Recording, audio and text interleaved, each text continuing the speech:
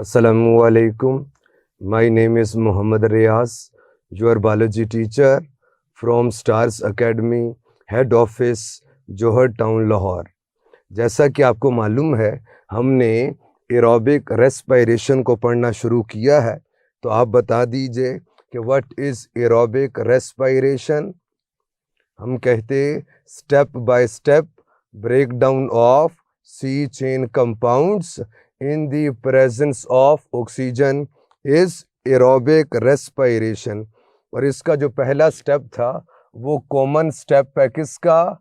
Anaerobic respiration का भी। तो आज प्यारे बच्चों हम जो सेकंड स्टेप है उसके हवाले से बात करेंगे, लेकिन जो कॉमन स्टेप है एरोबिक एंड एनएरोबिक रेस्पिरेशन उसे आप पढ़ते थे किस नाम से? ग्लाइकोलाइसिस, ग्लाइकोलिसिस के नाम से। ये आपने पढ़ लिया होगा। और इसमें कितने एटीपी के फॉर्मेशन होती है, कितने एनएडीएच की फॉर्मेशन होती है, वो सारा याद होगा आपको। तो कुछ देर में वो समरी सुननी भी है आपसे। फिर आपको मालूम ग्लाइकोलिसिस से फॉर्मेशन होती है किसकी? 2 पायरुवेट मॉलिक्यूल्स की। तो 2 टाइम्स फिर होगी क्या? Pyruvic acid oxidation. 2 पायरुवेट से पायरुविक एसिड ऑक्सीडेशन, और 2 पायरुवेट से 2 एसिटाइल को एंजाइम ए बनेंगे। 2 टाइम्स होगी क्या? Krebs cycle. और लास्ट में हम रेस्पिरेटरी चेन को देखेंगे, और रेस्पिरेटरी चेन से एसोसिएटेड केमी ऑस्मोसिस को भी देख लेंगे। रेस्पिरेटरी चेन और इससे एसोसिएटेड केमी ऑस्मोसिस की बात करेंगे। तो आइए हम बात करें पायरुविक एसिड ऑक्सीडेशन की। पायरुवेट का फॉर्मूला आता है आपको? तो प्यारे बच्चों आपको मालूम वो कुछ यूं था, यानी C3H4O3। ये जो मॉलिक्यूल है आप बता दीजिए इसका नाम क्या है? तो याद रखिए इसका नाम है पायरुवेट। और पायरुवेट से फिर फॉर्मेशन होती है किसकी? हम कहते एसिटाइल को एंजाइम ए की। यानी आप याद रखिए बेसिकली इसमें डी कार्बोक्सिलेशन होगी, यानी removal of carbon dioxide. Aerobic respiration के प्रोडक्ट्स में कार्बन डाइऑक्साइड भी तो है, तो डी कार्बोक्सिलेशन होती है और साथ में ऑक्सीडेशन भी होती है। वो कैसे? वो देख लीजिए। हम कहते निकोटिनामाइड एडेनिन डाइन्यूक्लियोटाइड। ये पायरुवेट से हाइड्रोजन लेगा और फिर चेंज हो जाएगा किसमें? NADH में, +H पॉजिटिव लिख दिया करते हैं। अब प्यारे बच्चों यहाँ पर तो हाइड्रोजन ना था, यहाँ पर ये जो हाइड्रोजन आ गया वो कहाँ से? तो जाहिर बात है वो पायरुवेट से आया है। और removal of hydrogen is oxidation. तो पायरुवेट की क्या हो गई? ऑक्सीडेशन, और साथ में डी कार्बोक्सिलेशन, यानी हम कहते ऑक्सीडेटिव डी कार्बोक्सिलेशन हुई है। और ये जो NAD पॉजिटिव में हाइड्रोजन और इलेक्ट्रॉन्स ऐड हुए, तो NAD पॉजिटिव की क्या हुई? रिडक्शन। इसीलिए तो हम लोग बोलते हैं कि respiration is a redox reaction. Next आपको बताएंगे कि ये इसे बोलते हैं साइटोक्रोम B/C कॉम्प्लेक्स। इसके बाद फिर प्यारे बच्चों आपको मिलेगा A, साइटोक्रोम A और A3। ये जो A और A3 है इसे हम लोग बोलते हैं साइटोक्रोम ऑक्सीडेज कॉम्प्लेक्स भी बोलते हैं। लास्ट में आपको एक और एंजाइम मिलेगा, उसे बोलते हैं ATP सिंथेस। और ये क्या करेगा? ATP की सिंथेसिस कर देगा। ATP सिंथेस, इसकी बात करेंगे। अब प्यारे बच्चों ये आपके सर ने एनर्जी लेवल को शो किया है, तो आइए देख लीजिए किस तरह से ब्रेकडाउन होती है और फिर फॉर्मेशन होती है।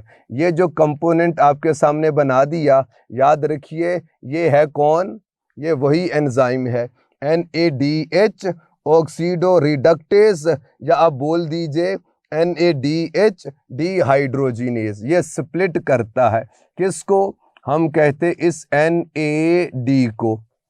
NADH की जब ब्रेकडाउन होती है तो प्यारे बच्चों इससे फॉर्मेशन होगी किसकी, NAD पॉजिटिव की और साथ में 2 हाइड्रोजन आयंस की। और याद रखिए ये जो 2 इलेक्ट्रॉन्स हैं वो आ जाएंगे NADH ऑक्सीडो रिडक्टेज के पास। फिर यहाँ से ही आते हैं किसके पास, हम कहते कोएंजाइम Q के पास। ये आपके सर ने बनाया है क्या, कोएंजाइम Q। और इस एंजाइम का नाम बताइए, इसे हम लोग बोलते हैं क्या, NADH डिहाइड्रोजिनेज या ऑक्सीडो रिडक्टेज। और प्यारे बच्चों इस प्रोसेस के अंदर इतनी ज़्यादा ATP, इतनी ज़्यादा एनर्जी एमिट होती है कि उसे कन्वर्ट कर दिया जाएगा किस में, ATP में। तो एक ATP मॉलिक्यूल की फॉर्मेशन यहाँ पर हो जाएगी। ये इस इलेक्ट्रॉन ट्रांसपोर्ट चेन के थ्रू या रेस्पिरेटरी चेन के थ्रू ATP की फॉर्मेशन हो जाएगी। फिर क्या होगा, ये कोएंजाइम Q से फिर ये इलेक्ट्रॉन्स मूव करते किसके पास, हम कहते हैं साइटोक्रोम एंजाइम B के पास।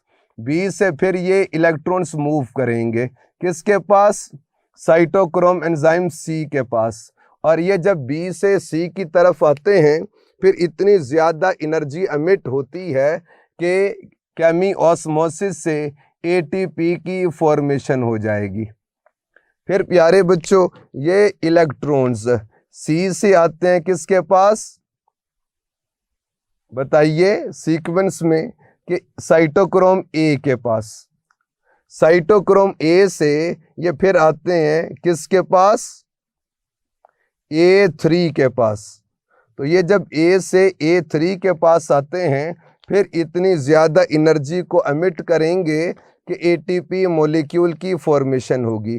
कुछ बुक्स ने यहाँ पर लिखा है और कुछ ने नेक्स्ट स्टेप में, यानी जब ये A3 से आते हैं बेटे किसके पास, ऑक्सीजन के पास। आपके मन में आएगा कि सर इसके जो इलेक्ट्रॉन्स हैं ये तो मूव करते करते करते यहाँ पर पहुँच गए और हाईली इलेक्ट्रोनेगेटिव एलिमेंट ऑक्सीजन है, और प्यारे बच्चों final electron acceptor during respiratory chain ये ऑक्सीजन है, इसके पास आ गए। तो ये जो 2 हाइड्रोजन आयंस हैं इनका क्या करेंगे साहब, तो याद रखिए ये 2 हाइड्रोजन आयंस और साथ में इधर से ये जो इलेक्ट्रॉन्स आ रहे ये मिलके बना देंगे क्या, वाटर मॉलिक्यूल की फॉर्मेशन करेंगे। तो अब आपसे पूछना कि ये जो ऑक्सीजन एरोबिक रेस्पिरेशन में यूज होती है ये किस स्टेप में, याद रखना रेस्पिरेटरी चेन के अंदर इस्तेमाल होती है। तो प्यारे बच्चों ये देखिए एक NADH की ब्रेकडाउन से कितने ATP मॉलिक्यूल की फॉर्मेशन हो रही, 3 ATP मॉलिक्यूल की फॉर्मेशन होती है। याद रखना removal of electron is known as oxidation. तो प्यारे बच्चों ये A3 A में से इलेक्ट्रॉन को निकाल रहा, तो फिर कह दें A3 acts as oxidizing agent, जो किसी की ऑक्सीडेशन करे इलेक्ट्रॉन को निकाले वो ऑक्सीडाइजिंग एजेंट। तो A3 is oxidizing agent for A electron निकाल रहा किससे, C से, तो C acts as oxidizing agent for C। या इस तरह से भी हो सकता है कि addition of electron is known as reduction, तो C acts as reducing agent for A और A acts as reducing agent for A3। इसीलिए तो हम कहते कि ये रिडॉक्स प्रोसेस है, यानी रिडक्शन भी होती है और ऑक्सीडेशन भी होती है।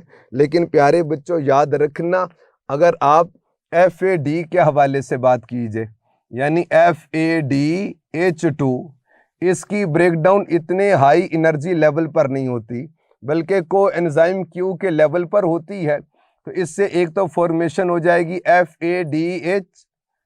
FAD की, और साथ में प्लस 2 हाइड्रोजन आइंस की फॉर्मेशन हो जाएगी। जो 2 इलेक्ट्रॉन्स निकलेंगे वो चले गए किसके पास? को एंजाइम क्यू के पास। फिर को एंजाइम क्यू से जब बी की तरफ आते हैं, बी से सी की तरफ आएंगे तो एक एटीपी मॉलिक्यूल की फॉर्मेशन होती है। और फिर ए से A3, या बोल दीजिए कि इस ए कॉम्प्लेक्स से ऑक्सीजन की तरफ आते तो यहाँ पर एक एटीपी की फॉर्मेशन होती है। तो आप देखिए एक NADH की ब्रेकडाउन से 3 ATP मॉलिक्यूल की फॉर्मेशन होगी, और FADH2 की ब्रेकडाउन से 2 ATP मॉलिक्यूल की फॉर्मेशन होती है। और ये जो ATP मॉलिक्यूल की फॉर्मेशन होती है इसे हम कहते हैं ऑक्सीडेटिव फॉस्फोराइलेशन। जैसे आपने पढ़ा था फोटोफॉस्फोराइलेशन, हम कहते हैं formation of ATP in the presence of light, photo is known as photophosphorylation, लेकिन formation of ATP in the presence of oxygen is known as oxidative phosphorylation. तो प्यारे बच्चों, एक होती है सबस्ट्रेट लेवल फॉस्फोराइलेशन। आपको मालूम ग्लाइकोलिसिस आपने पढ़ा कि सीरीज ऑफ रिएक्शन होते हैं, और एक एंजाइम का जो प्रोडक्ट होता है वो दूसरे का सबस्ट्रेट हो जाएगा। तो इस प्रोसेस में कि एक एंजाइम का प्रोडक्ट दूसरे का क्या हो रहा है? सबस्ट्रेट, और जो दूसरे का प्रोडक्ट है वो तीसरे एंजाइम का सबस्ट्रेट हो जाएगा। तो प्यारे बच्चों, इसके बीच में जो ATP की फॉर्मेशन होगी उसे क्या कहते? Substrate level phosphorylation. जैसे आपने पढ़ा कि 1,3 बिस फॉस्फोग्लिसरेट से जब 2 फॉस्फोग्लिसरेट बनता है ग्लाइकोलिसिस में, तो प्यारे बच्चों एक ATP मॉलिक्यूल की फॉर्मेशन होती है। फिर जब फॉस्फोइनोल पाइरूवेट से पाइरूवेट की फॉर्मेशन होती है, एक ATP की फॉर्मेशन होती है। इसे क्या बोलोगे? Substrate level phosphorylation. लेकिन formation of ATP in the presence of oxygen during respiratory chain is known as oxidative phosphorylation, और formation of ATP in the presence of light due to electron transport chain is known as photophosphorylation। और प्यारे बच्चों, आइए अब हम बात करें कि केमिओस्मोसिस क्या है। इस प्रोसेस का आप बता दीजिए कि व्हाट इज ऑक्सीडेटिव फॉस्फोराइलेशन। हम कहते हैं formation of ATP in the presence of oxygen is known as oxidative phosphorylation.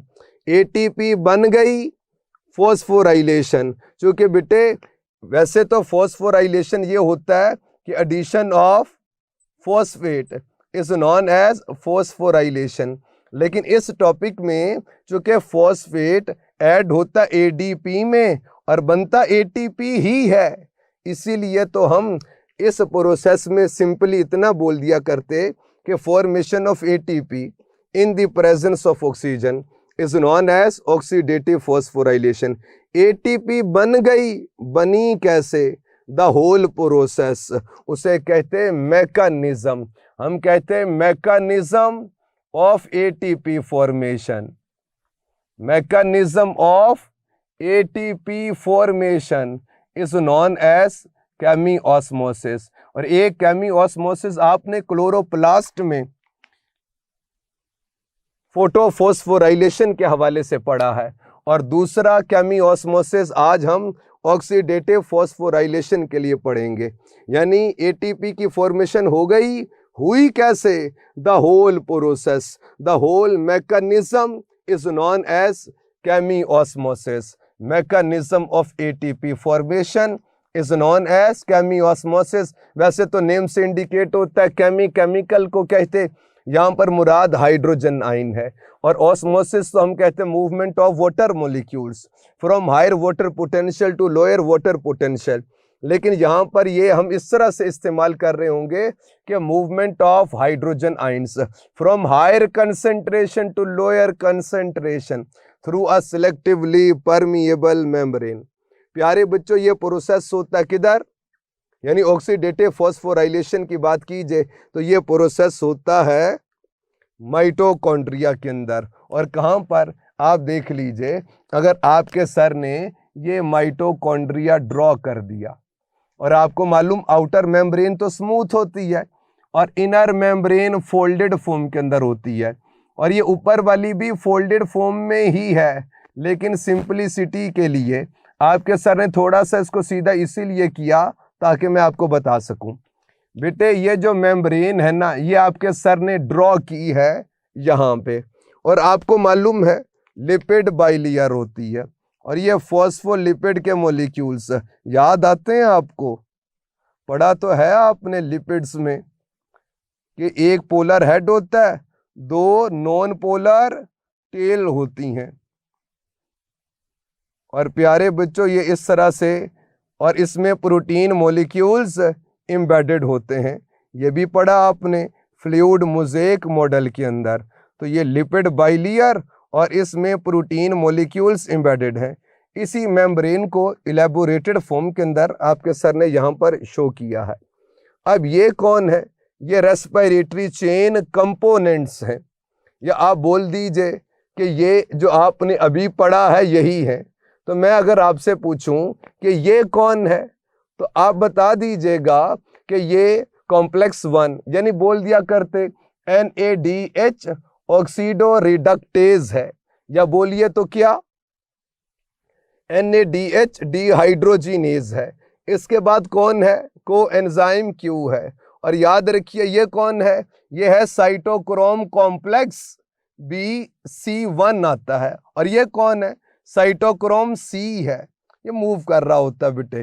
फिर ये देखिए इसे AA3 कंटेनिंग है, ये वाला पार्ट AA3 कंटेनिंग होता है। और प्यारे बच्चों ये कौन है, ये है NADH ऑक्सीडो रिडक्टेज, आपने पढ़ लिया। और ये कोएंजाइम Q है। और ये कौन है, इसे हम लोग बोलते हैं साइटोक्रोम कॉम्प्लेक्स है। और ये क्या कंटेनिंग होता है, तो याद रखिए हम कहते हैं ये BC1 कंटेनिंग है और ये C है। और ये कौन, हम कहते हैं साइटोक्रोम कॉम्प्लेक्स AA3 है, इसे साइटोक्रोम ऑक्सीडेज भी कहते। और प्यारे बच्चों नेक्स्ट है ये जो एंजाइम आपके सर ने शो किया, इसे हम लोग बोलते हैं क्या, ATP सिंथेस। और ये ATP सिंथेस कहीं और भी पढ़ा, ये वैसा ही एंजाइम है जो आपने पढ़ा कहां पर, क्लोरोप्लास्ट में। और फिर ये ATP पोरिन प्रोटीन होती है। और प्यारे बच्चों ये जो ATP सिंथेज है इसे कुछ और भी बोलते थे, F1 पार्टिकल्स। तो माइटोकॉन्ड्रिया में वो जो F1 पार्टिकल्स हैं वो कौन हैं, वो ATP सिंथेज ही तो हैं। और याद रखना ये सारे कंपोनेंट्स रेस्पिरेटरी चेन कंपोनेंट्स मौजूद होते हैं किस पे, इनर मेम्ब्रेन ऑफ माइटोकॉन्ड्रिया पे। अब प्यारे बच्चों इस मेम्ब्रेन की अगर आप इस तरफ देखिए तो कौन है, हम कहते यहाँ पर होगा माइटोकॉन्ड्रियल मैट्रिक्स, माइटोकॉन्ड्रियल मैट्रिक्स है, या कुछ और भी बोलेंगे इसको, इसी को आप कहते हैं inner compartment.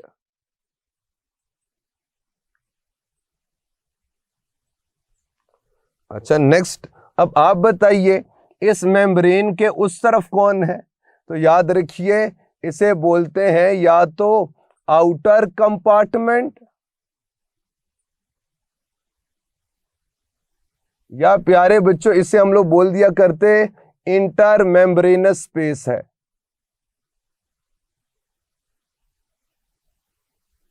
Inter membranes space होती है।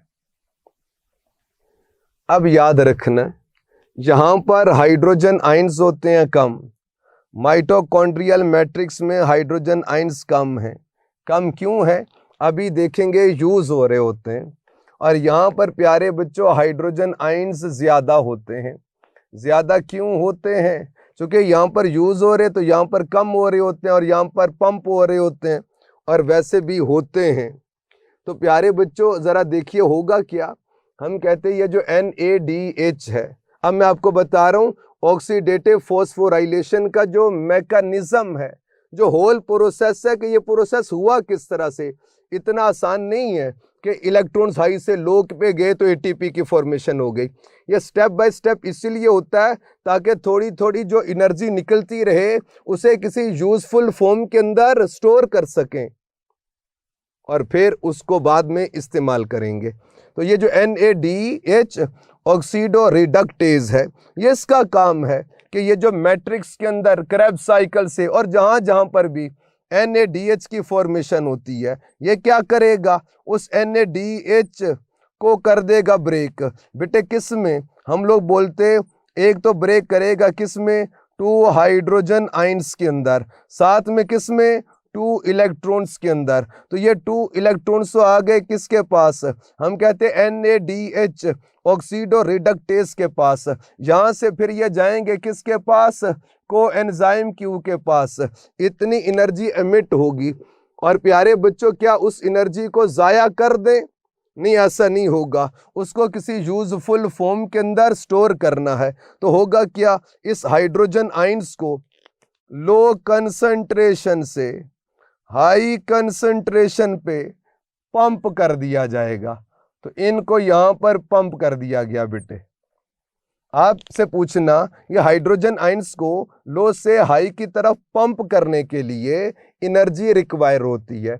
वो एनर्जी कहां से आती है, ATP से? नहीं, ATP ही तो बनानी है। तो याद रखो ये इलेक्ट्रॉन ट्रांसपोर्ट चेन की वजह से है कि इलेक्ट्रॉन जब मूव करेंगे हाई एनर्जी से लो एनर्जी की तरफ आएंगे, एनर्जी को एमिट करेंगे और उसी एनर्जी को ज़ाया नहीं होने देंगे बल्कि उसी को इस्तेमाल करेंगे और हाइड्रोजन आइंस को लो से हाई की तरफ क्या करेंगे, पंप कर देंगे।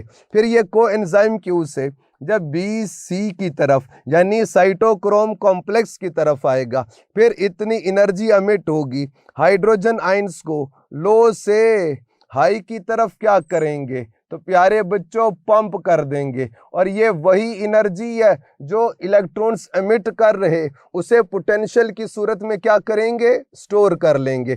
फिर ये जब साइटोक्रोम कॉम्प्लेक्स से प्यारे बच्चों ये साइटोक्रोम C के पास आता है, फिर जब यहाँ पर आता है और ये ऑक्सीडेज कॉम्प्लेक्स के पास आता है, इतनी एनर्जी एमिट होती है, फिर हाइड्रोजन आइंस को क्या करेंगे, लो से हाई की तरफ पंप कर देंगे। तो यहाँ पर प्रोटॉन ग्रेडियंट, हाइड्रोजन आयन को प्रोटॉन भी बोलते, proton gradient, proton motive force का जो डिफरेंस है वो बढ़ता जा रहा है। यानी अगर आप इंटर मेम्ब्रेनस स्पेस के हवाले से बात कीजिए, हाइड्रोजन आयंस की जो कंसंट्रेशन वो इंक्रीज होती जा रही है। और बेटे फिर क्या होगा, फिर ऐसे होगा, ये हाइड्रोजन आयंस जब हाई से लो पोटेंशियल की तरफ आएंगे, और याद रखना चूंकि मेम्ब्रेन तो इम्परमिएबल है, किसी भी जगह से नहीं आ सकते बल्कि स्पेसिफिक प्रोटीन से आते, तो प्यारे बच्चों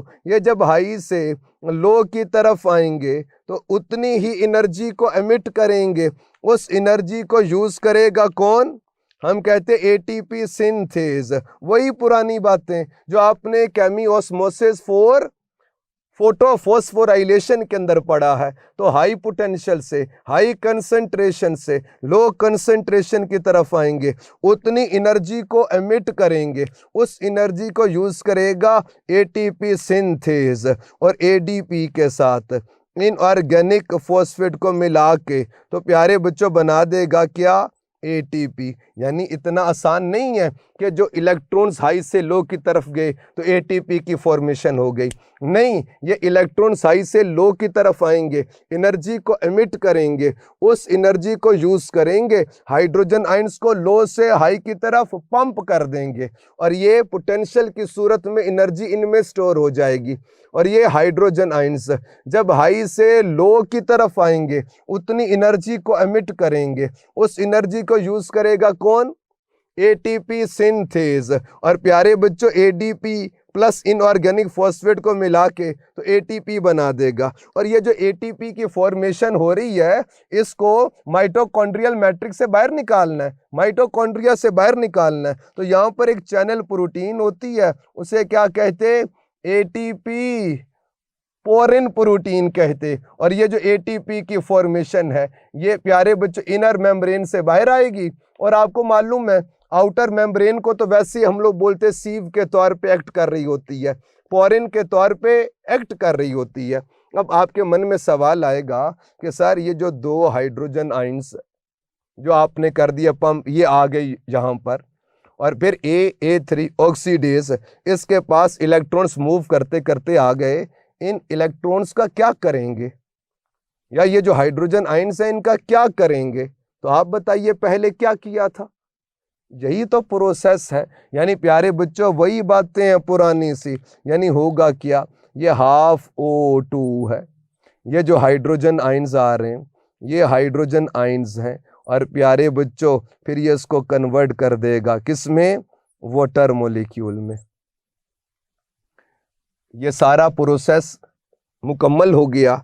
लास्ट में आपसे एक सवाल पूछना कि common step of aerobic and anaerobic respiration is glycolysis. आप बताइए क्या पायरुविक एसिड ऑक्सीडेशन में ऑक्सीजन यूज होती है? नहीं होती है। क्रेब्स साइकिल में ऑक्सीजन यूज होती है? नहीं होती है। अभी तो बताया कि रेस्पिरेटरी चेन में लास्ट स्टेप में ऑक्सीजन इस्तेमाल होती है। Final electron acceptor during respiratory chain is oxygen, last में इस्तेमाल होती है। क्या पायरुविक एसिड ऑक्सीडेशन में ऑक्सीजन यूज होती है? नहीं होती है। तो क्या ये ऑक्सीजन के बिना हो सकता है? ये प्रोसेस ऑक्सीजन के बगैर होता भी नहीं। तो ये अजीब सी बात नहीं है कि एक प्रोसेस ऐसा है वो ऑक्सीजन को इस्तेमाल भी नहीं कर रहा और ऑक्सीजन के बिना होता भी नहीं है। अब इसकी वजह क्या है ये सुन लीजिए प्यारे बच्चों। पायरुविक एसिड ऑक्सीडेशन करवाने वाला एंजाइम, उसका नाम बताइए, पायरुवेट डी कार्बोक्सिलेज है। अब होता क्या है, याद रखो, अगर ऑक्सीजन नहीं होगी तो प्यारे बच्चों NADH की ब्रेकडाउन नहीं होगी। अगर NADH की ब्रेकडाउन नहीं होगी तो NADH का लेवल बढ़ता रहेगा, और हाई लेवल ऑफ NADH ये इनहिबिटर है किस एंजाइम का, इस एंजाइम का, जिसे एंजाइम को आप लोग बोलते हो क्या, पायरुवेट डी कार्बोक्सिलेज। अगर ये एंजाइम इनहिबिट हो गया तो पायरुविक एसिड ऑक्सीडेशन नहीं होगी। गौर कीजिए, ऑक्सीजन नहीं है, पायरुविक एसिड ऑक्सीडेशन नहीं होगी। क्यों? ऑक्सीजन नहीं है, NADH की ब्रेकडाउन नहीं होगी, NADH बढ़ जाएगा, ये जाकर इनहिबिट कर देगा इस एंजाइम को, तो ये प्रोसेस नहीं होगा। ऑक्सीजन नहीं है, pyruvate decarboxylase enzyme inhibit हो जाएगा due to high concentration of NADH। प्यारे बच्चों इसे पढ़ लीजिएगा, कोई बात ना समझ आए पूछ लीजिएगा। अल्लाह हाफिज।